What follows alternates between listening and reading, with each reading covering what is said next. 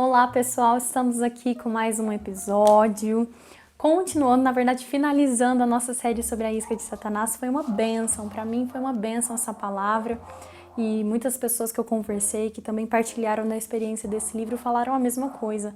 Eu espero que como você tenha sido também ótimo. Se você não viu os episódios anteriores, vai lá, assiste, vê tudo na sequência para você não perder o raciocínio.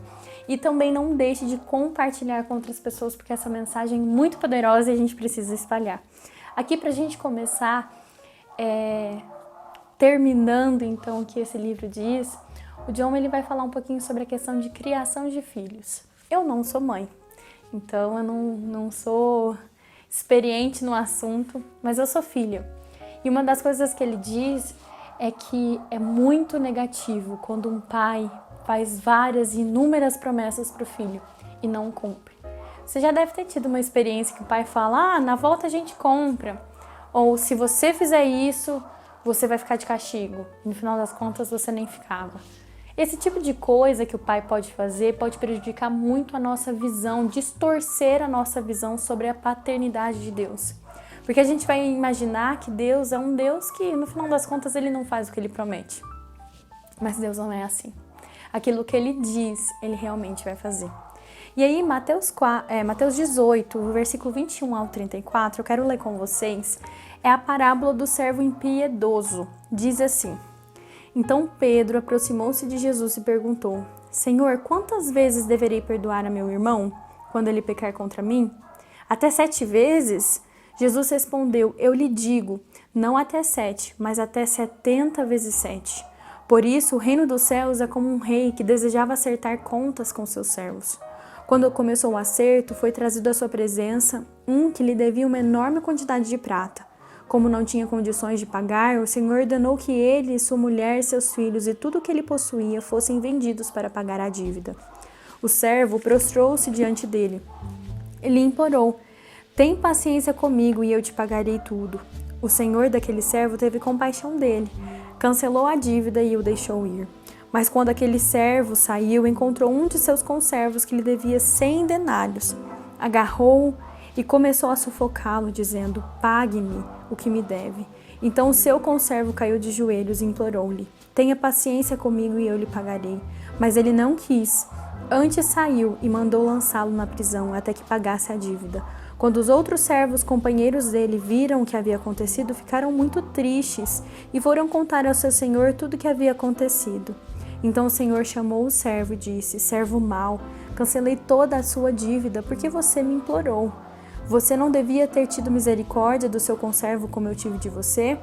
Irado, seu senhor entregou-o aos torturadores até que pagasse tudo o que devia. Assim também lhe fará meu Pai Celestial, se cada um de vocês não perdoar de coração ao seu irmão. É isso que ele diz. Se você não perdoar, é assim que eu vou fazer com você também. E nós sabemos que a natureza de Deus, esse Pai, é diferente do mundo. Tudo que ele diz que ele vai fazer, ele realmente faz. E a gente precisa saber e acreditar realmente nisso. E aí, se a gente for parar para pensar um pouquinho nessas dívidas que esses homens têm, vamos considerar aqui algumas coisas. Primeiro, na minha Bíblia fala, na verdade, que devia uma grande quantidade de prata, né? Mas outras versões diz que ele devia 10 mil talentos ao seu senhor. 10 mil talentos, na verdade, não era uma moeda, né? Era uma medida de peso. Era mais ou menos, um talento valia mais ou menos 34 quilos. E 34 quilos de ouro, na soma, né, que o John ele vai fazer, equivalia a mais ou menos 3 bilhões de dólares. Agora, ele foi perdoado por essa dívida. No entanto, ele tinha um conservo, né, como a Bíblia diz, que lhe devia 100 denários. Se a gente pensar, 100 denários é o salário de 100 dias. Cada denário é o valor do salário de um dia, equivalente a um dia de trabalho. Então esse homem devia 100 dias de trabalho para ele. Seria mais ou menos 1/3 do valor que a gente ganha no ano. Se a gente fizer uma soma aí, dá um valor legal. Mas o que seria esse valor comparado a 3 bilhões de dólares? E esse homem foi perdoado deste valor. Quando nós deixamos de perdoar outras pessoas, nós nos esquecemos do alto preço que nós somos perdoados, daquilo que nós tínhamos de dívida com o Senhor e que era impagável, assim como a dívida desse servo, ele nunca conseguiria pagar o seu Senhor. No entanto, ainda assim, o Senhor tem misericórdia da vida dele e ainda assim o Senhor o perdoa. Só que se a gente observar esse texto, existe algo interessante. Esse servo não perdoa e, no entanto, o seu Senhor diz que ele não vai perdoar ele também. E aí? Você deixa, então, você abandona o perdão do Senhor simplesmente por coisas, por dívidas menores que aquele te perdoou já? O dicionário Webster define tortura como agonia do corpo e da mente, ou a inflição de intensa dor para punir, pressionar ou proporcionar prazer sádico. Ele é entregue no final, então, para torturadores.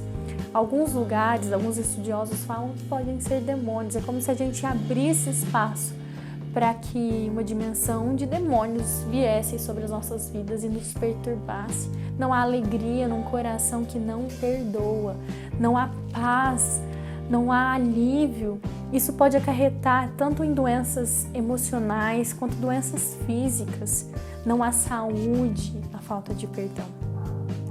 Os perpetradores dessa tortura são os espíritos demoníacos. Deus dá permissão aos torturadores para infligir dor e agonia de mente e corpo à vontade, mesmo se formos crentes. Muitas vezes orei em cultos por pessoas que não conseguiam receber cura, consolo ou libertação, tudo porque elas não queriam libertar outras pessoas e perdoá-las do fundo do coração. Os médicos e cientistas ligaram a falta de perdão e a amargura a certas enfermidades como a artrite e o câncer. Muitos casos de doença mental estão ligados à falta de perdão e à amargura. Em geral, o perdão é algo que negamos às outras pessoas, mas que às vezes negamos a nós mesmos. Às vezes a gente nem consegue se perdoar. E aí? Como que você vai fazer? Como que você vai viver dessa forma? Quero deixar com você alguns textos para que você leia, que todo esse pensamento seja complementado realmente em você. Leia Mateus 6, os versículos 12 até o 15. Leia Colossenses 3:13. Leia Marcos 11, 25. Leia Efésios 4:32. Leia 1 João 4:20. Leia Lucas 6:37 e leia Hebreus 12, os versículos 14 e 15. A palavra é rica de informações quanto ao perdão e quanto aos benefícios de se perdoar e como nós devemos perdoar, assim como nós somos perdoados de uma grande dívida. Frequentemente, Jesus comparava o estado do nosso coração ao do solo. Somos alertados... Opa, saiu daqui. Somos alertados a estarmos arraigados e fundamentados no amor de Deus. A semente da palavra de Deus, então, criará raízes em nosso coração e crescerá, e finalmente produzirá frutos de justiça. Esses frutos são amor, alegria, paz, longanimidade, benignidade, bondade, fidelidade, mansidão e domínio próprio. Mas o solo só produzirá aquilo que for plantado nele. Se plantarmos semente de dívida, falta de perdão e ofensa, outra raiz brotará no lugar do amor de Deus. Ela se chama raiz de amargura. E a gente precisa arrancar essa raiz antes que ela cresça, né, e germine. Francis Frangipane deu uma excelente definição de amargura. A amargura é a vingança não realizada. Ela é produzida quando a vingança não é satisfeita no nível que desejamos. E com isso a gente pode imaginar até a história de Absalão, Amnon e Tamar, que está lá em 1 Samuel 13, que é uma história muito triste. São todos filhos de Davi. E é muito triste a gente ver filhos de um homem que era o homem segundo o coração de Deus. Vivendo algo terrível, né? Tamar foi violentada pelo próprio irmão Amnon e depois foi desprezada. Absalão, um irmão que protegia essa irmã, então vai, mata Amnon e vira toda uma batalha. Então existe um erro ali, né, por trás da própria criação de Davi como um pai. Davi foi um homem segundo o coração de Deus, mas ele errou muito, né? Vários pecados, inclusive envolvendo a própria família. E ele acabou colhendo tudo aquilo que ele havia plantado no seu lar. Às vezes, as observações deles estão corretas. Talvez Davi devesse ter tomado uma atitude contra Amnon. E é o que ele não faz, né? Talvez um líder tenha áreas que não estão corretas. Mas quem é o juiz? Você ou o Senhor? Lembre-se que se você semear contenda, irá colher contenda. O primeiro passo para a cura e para a liberdade é reconhecer que você está magoado. Em geral, o orgulho não quer que admitamos que estamos magoados ou ofendidos. Se você quer realmente que o perdão domine você, comece reconhecendo então o que você tem de necessidade.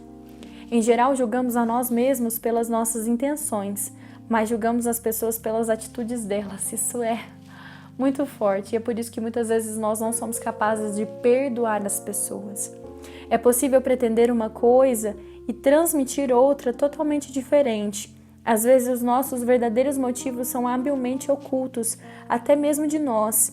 Queremos acreditar que eles são puros, mas quando o filtramos pela palavra, podemos vê-los de modo diferente. É um nosso dever perdoar, independente se a pessoa chegar e pedir perdão, independente se a pessoa merecer ou não. No final das contas, nós percebemos que nós não merecíamos nada. E esse Senhor de misericórdia vem sobre nós e nos abençoa com a sua graça e nos abençoa com o seu perdão eterno. Quando nós deixamos de perdoar pessoas nesta terra, nós estamos menosprezando o perdão divino. Nós estamos menosprezando a cruz. Nós estamos menosprezando o que Ele fez por nós. E eu não quero menosprezar o que Ele fez por mim. Então eu decido em perdoar. E pra gente terminar, eu quero contar uma história de como as pessoas, elas capturavam os macacos, né? E eu não sabia, eu fiquei muito horrorizada de quais são as armadilhas, então, de macacos. Eu não sei se você sabe, mas eles fazem, tipo, uma armadilha mesmo, assim, uma jaulinha com uma banana. E o macaco curioso, ele vai, põe a mão e ele pega aquela banana. E aí, aquela armadilha prende a sua mão. E os homens vêm e eles batem no macaco até ele então morrer. E aí, independente do que eles forem fazer, ou matam ou não, dependendo do propósito que eles vão fazer. Horrível essa história, eu sei. Fiquei horrorizada com essa história também. Mas a questão é que esse macaco é morto porque ele quer. Porque para sair dessa armadilha, basta abrir a mão e largar a banana. É só isso, é só abrir a mão e largar aquela banana e ele vai ser livre então, e ele pode viver, mas ele decide então, cego por todo o resto, ele fica focado apenas naquela banana e ele acaba sendo morto. Normalmente nós somos essas pessoas que focam na banana e se esquecem do resto. Você já ouviu o que você tem que fazer? Abra a mão, libere perdão. Mas se você não liberar, as consequências vão vir. É triste, mas no final das contas essa armadilha pega só os bobos que decidem ficar com as mãos fechadas ao invés de abrir e então sobreviver. E aí?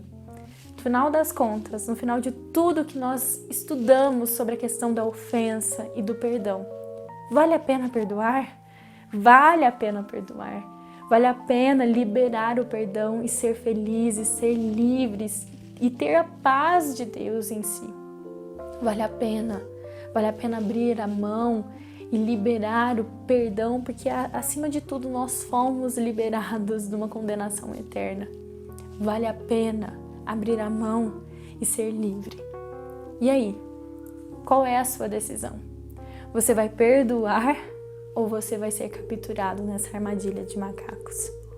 A decisão é sua. E você vai colher, então, as consequências dessa sua decisão. E é isso, pessoal. Foi muito maravilhoso estudar com vocês. Espero que vocês tenham gostado. Quero ler nos comentários aqui o que vocês acharam da experiência da gente estudar sobre esse livro juntos. Tenho certeza que muitas e muitas pessoas precisam ouvir sobre esse estudo, né, sobre a isca de Satanás. Nós temos sido aprisionados nessa armadilha de Satanás, mas nós precisamos receber realmente o livramento e liberarmos o perdão. Então compartilhe com outras pessoas, pessoal. Vai lá no Instagram também, acompanha a gente pelo Instagram, Pode Falar Letícia. E lá eu tô sempre postando algumas coisas, alguns reels com alguns trechos, avisando vocês sobre quando vai sair os episódios, e enfim, por lá vocês vão se manter informados. Então, nos siga no Instagram. Se você não é inscrito aqui no YouTube ainda, se inscreva para nos ajudar a espalhar essa mensagem cada vez mais. Ativa o sininho, que assim que o episódio sair, você vai ser notificado. Então, a semana que vem nós voltamos com um episódio com um convidado especial. Então, até lá. Tchau!